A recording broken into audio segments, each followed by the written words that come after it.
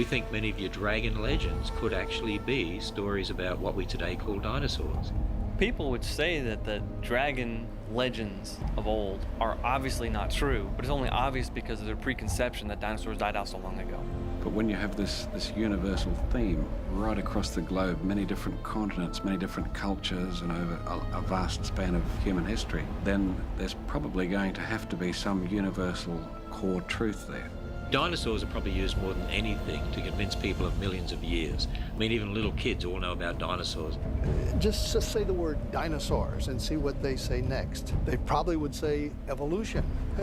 Those two concepts are inextricably linked. The most common objections they encounter is that the Bible can't be true because science has disproved it. You ask them what that means, they mean evolution millions of years. If the soft tissue means what it apparently means, and that is that dinosaurs were around recently. There was no dinosaur age where only dinosaurs lived, and it was millions of years ago. Once you topple millions of years, you have no time for evolution. The more you study about dinosaurs, they really fit with creation. And the evidence seems to go with humans encountering dinosaurs, and not very long ago. Creatures like this were supposed to be separated by mankind for 65 to 70 million years. Yet, here we have respectable people writing in their history books, this is what I've seen, this is what I've witnessed.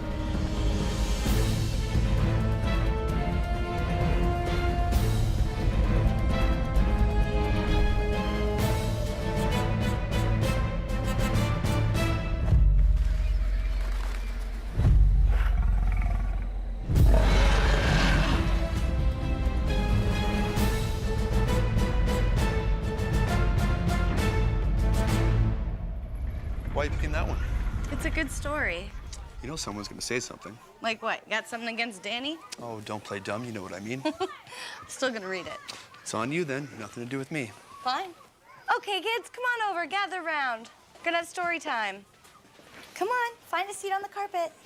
Can everybody see? Yeah? Okay, good. Okay, guys, today's story is called Danny the Dragon. Thank you all for coming. Please note that the opinions expressed during the story time are those of the author and do not necessarily represent those of the Monroe Library or its staff. Thanks, Tony. Would you like me to have them sign release forms? Once upon a time, not too long ago, there was a dragon named Danny. He lived in a deep, isolated cave along an ocean coast. One day, he wandered out of the water and saw some houses and people. Curious, he lumbered closer for a better look. Dragons, just the word conjures up all these images, and people's attention goes right to the dragons. People want to know about dragons. Dragon legend is absolutely a phenomenon. There are literally too many legends to count. They're in every tribe and nation, every people group, and you have them in China, Australia, Africa, Europe, North America, and South America, everywhere people inhabit. Dragons are really interesting creatures. I think there's not a child with soul so dead that he hasn't become fascinated by dragon stories and dragon legends. And the thing that's always struck me as amazing is that it's not a regional legend. It's not a legend of the Chinese, but nobody else, or a legend of the Europeans and nobody else. It's everybody's legend. Now, a legend is, of course, a legend. It's a fairy tale. But is there, in fact, most anthropologists will tell you that whenever you have a legend or mythology, that there's usually something that happened that started that myth. So the point is there is some consistent threads in these different cultures, South Sea Islands, South Pacific, American Indians, and so forth. So when you find the similar kinds of legends that suggest that either a common legend exchange or those legends deriving from some kind of historical antecedent. If we're to believe that they're mythological, that really presents a logical problem for us because there is a consistency that happens throughout all the dragon legends. Of course, dragon legends can become sensational. You know, a lot of your pagan religions attach some sort of meaning to these things. Like a lot of times in Chinese mythology, a dragon would, be responsible for the tides, or it would control the water or something like that. But if you scrape away all the sensationalism, you actually have a very real creature at the bottom of, and that is consistent throughout really the entire world. You just have a large scaled reptile that has many of them fly, some of them don't, but the ones that do fly have wings like a bat, and they're carnivorous, and they're basically going to gnaw your face off. And it is consistent no matter where you go, and that truly is remarkable. They look like big reptiles with long tails, with scales, with sharp teeth, claws, oftentimes 3 claws, by the way, which many of the dinosaurs did have 3 claws, like theropods. So I believe they're what many people have called dragons, or have been translated to the word dragon, really reflect a human experience, widespread among almost all cultures, of having witnessed at some point in history very, very large, very frightening reptiles. The dragon legends, the stories of these dragons, they always talk about these huge reptilian beasts with fierce teeth and prickly spines, and they just sound so much like dinosaurs. It's like knowing about Julius Caesar or Alexander the Great. We have to rely on historical records of these things, because you can't scientifically prove that Julius Caesar existed. It's always a matter of history. And I think dragons, a lot of that will be widespread historical writings of such creatures, including, for instance, the Chinese calendar, where you have 12 animals. One of them is a dragon. I was born in the year of a dragon, but all the animals are treated as equally real. So it does seem like the Chinese people did see a creature we would now call a dragon, which they called the Long. Actually, there are a lot of legends of dragons being used for breeding. The Chinese have stories about breeding dragons. There are artifacts that show people riding these things. It's quite remarkable that, to many people, that Australian Aboriginal people actually have accounts of their ancestors having encountered creatures that today, by any reckoning, you'd describe as being dinosaurs on the basis of scientists' reconstructions from fossils. On a personal level, I recall meeting a university researcher in the Northern Territory in Darwin after giving a presentation there a couple of years ago. And she said that she'd been working with the local Larrakia Aboriginal people, and they had a word for a fierce creature that lived in the local swamps there that used to terrorise the first Aboriginal people who'd come to that area via canoes from another country far away. And when this university researcher said to them, "Oh, that word obviously means crocodile," the Larrakia people responded, "No, we've got a different word for crocodile. This other creature, in fact, looks very similar to some of your dinosaurs in your children's book about dinosaurs." There is an Indian legend called the Thunderbirds.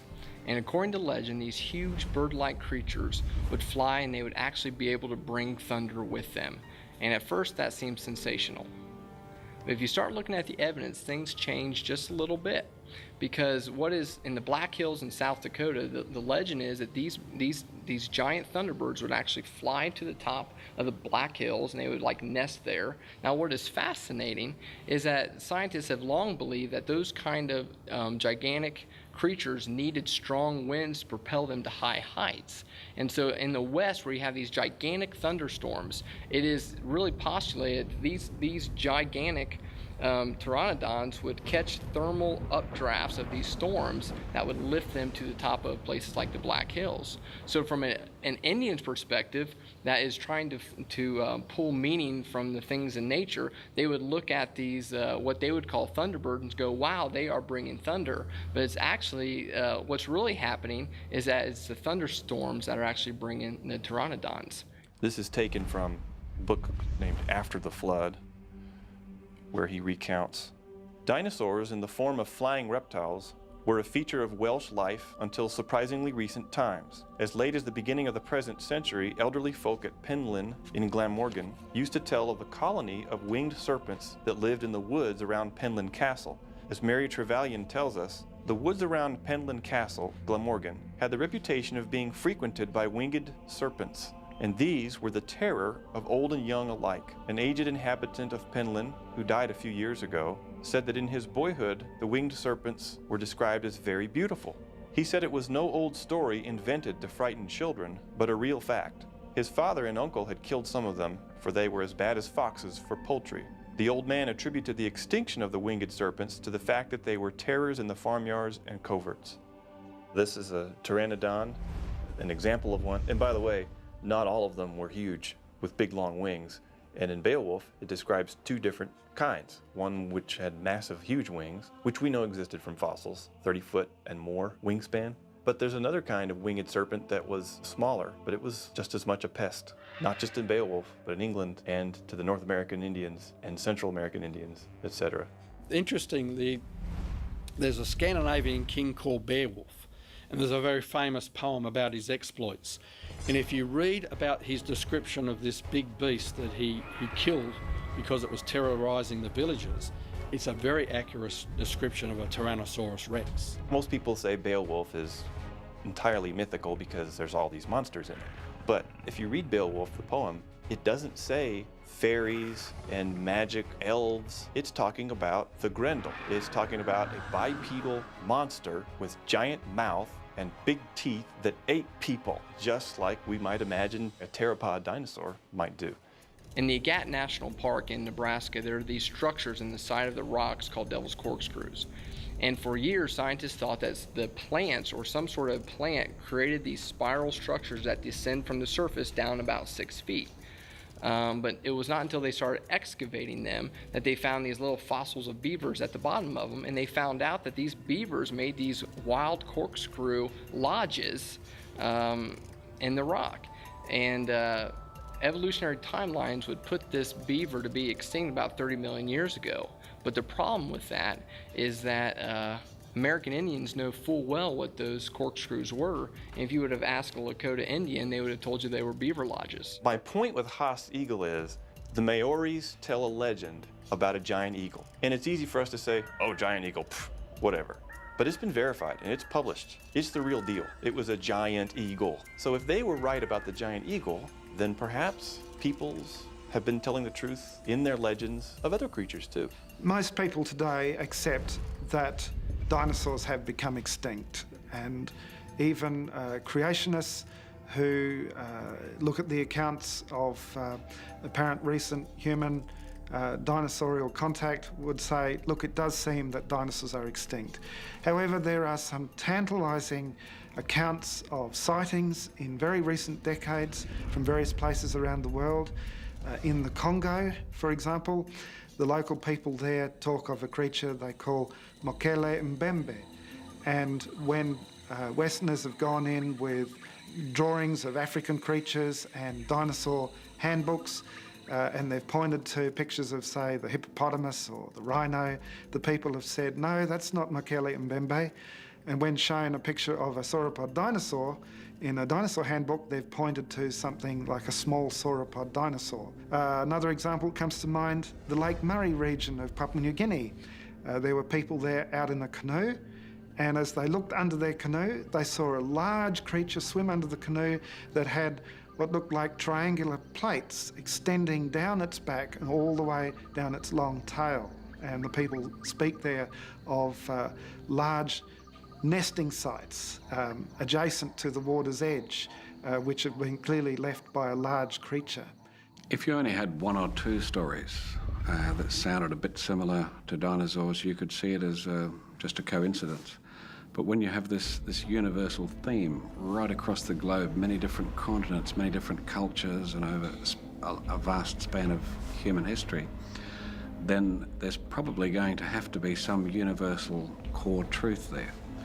In fact, the late Dr. Carl Sagan, one of the most well-known of all the world's evolutionists, took it so seriously that he actually wrote a book called The Dragons of Eden to try and answer this question as to how come there are so many different stories of dragons that are very similar to the dinosaurs when no one's ever seen a dinosaur.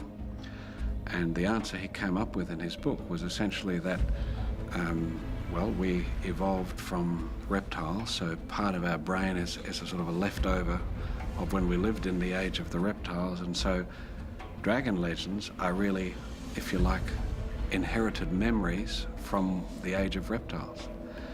Now, there was an embarrassed silence from many of his evolutionary colleagues because, of course, there's no scientific credibility to the idea that memories are inherited. You know, that you might remember what some ancestor did when he was serving Cleopatra or something like that. But the importance of that little account was that one of the world's leading evolutionists took this issue so seriously that he tried to explain it, even though he didn't do a very good job. A much better explanation is that the Bible is right, that man and dinosaur did live together, and what we see are the somewhat corrupted legends, somewhat corrupted stories of a time when people and dinosaurs did really know each other. Some people saw Danny coming. He was huge with scales and a long tail. They ran away screaming, "Dragon, dragon, run for your lives!" Danny yelled, "Come back!" But it just sounded like, "Roar!" This made everyone run faster. Stories about Danny's huge teeth and claws soon spread across the land. If these really are stories based on memory, that means that at one point in time, man did see dinosaurs. In National Bridges National Monument, Utah, there's actually some carvings, petroglyphs, done by the Indians that even an evolutionist in an evolutionary textbook says looks like a sauropod dinosaur. And we've actually had a team go out there, they've seen it, photographed it, did a wax cloth impression of it, and it just looks like a sauropod dinosaur. But of course the evolutionists would say, well, no, it must be some mythical animal. Why? Because dinosaurs didn't live with people. Well, how do you know that? And so to me, that sort of evidence, when you look at your dragon legends, many of the descriptions of those dragons actually fit nicely what we would call dinosaurs. And many of your dragon carvings, for instance, that you see, dragon paintings around the world, they look like some of the dinosaurs that we would understand existed from the fossil record. The exact date was 1186 AD. And it's a stone temple. It's in the Angkor Wat temple complex around Cambodia. And in a jungle area. There's a number of stone carvings of things that are familiar to us today, along with Hindu and Buddhist mythology. And very distinctively, there's one that looks very much like a stegosaur, as reconstructed from fossils by scientists. And the question becomes, how did the people who carved that stone 800 years ago have carved so beautifully a stegosaur without having had any knowledge about what's in today's encyclopedias? And the clear conclusion is they were familiar with those creatures because they were alive at the same time. Unless it was living, how could they get its anatomy correct? They had to see it in order to reproduce it correctly. And that's just one of over 80 instances around the world in every single continent where it's been found that humans and dinosaurs have coexisted because the humans have reproduced dinosaurs in one art form or another. There's a cathedral in the UK, Carlisle Cathedral, which has been there a very long time. And one of the bishops buried there 600 years ago has, on the brass trimmings around his tomb, a number of engravings of animals, many of which are familiar to us today, but there's also some that look very much like sauropod dinosaurs. In fact, any 21st century child would immediately recognize them as being sauropod dinosaurs. And so when we think about the evolutionary view that says dinosaurs became extinct 65 million years ago, and then we look at these sauropod dinosaur engravings on this 600-year-old tomb, how did they get there? The oldest artifact that we have, period, is an Egyptian slate that commemorates an Egyptian king. And Hierakonpolis slate is one of the names given to this artifact. And on one side it shows him grasping the head of his recently defeated foe and about to chop the head off. So it's a slate saying, look how great I am. And on the back, it's got some Egyptians with ropes around necks of two great sauropod looking, I mean, they look just like a children's book with a Apatosaurus on it or something, necks intertwined. And we have this motif repeated on two different totally different places, separated by hundreds of years. Obviously, if there are engravings of sauropod dinosaurs which are hundreds of years old, prior to any scientists' reconstructions of fossils, the only way that we could say that they could have done it so intelligently was if they had viewed the creatures for themselves, or at least had access to sketches or drawings or descriptions made by eyewitnesses of those creatures at around that time. As some people look at the fossil record, as some people look at evidence that humans and dinosaurs lived at the same time, they see pictures, they see drawings, they see carvings, they see work in metal and weaving of individuals that have actually reproduced dinosaurs. And the American Indian is one of those groups that has done that, especially in paintings and drawings. Adrienne Mayer, first of all, if we talk about what she's done on this, I think we ought to give her credit for doing a tremendous amount of research. And when I say data, I mean legend after legend after legend after legend of descriptions of the same kinds of creatures that were giant, terrible lizards. There were thunderbirds, there were water monsters given the same description from tribe after tribe after tribe across North America, but even in South America and Central America. We've got this robust, legendary lore, complete with descriptions of habitat, descriptions of habit, anatomical attributes. Where did all this come from? And some people say, well, we don't want to have the Indian living at the dinosaur, so the Indian went ahead and found bones and then went ahead and assembled those bones into the proper shape and then put the musculature and the skin on the bones, and then based upon what they came up with, they then did a drawing showing what this dinosaur or reptile would look like in life. Now, with all due respect to the skills of the American Indian, and there are a great many of them, I honestly don't know if paleontology hundreds of years ago was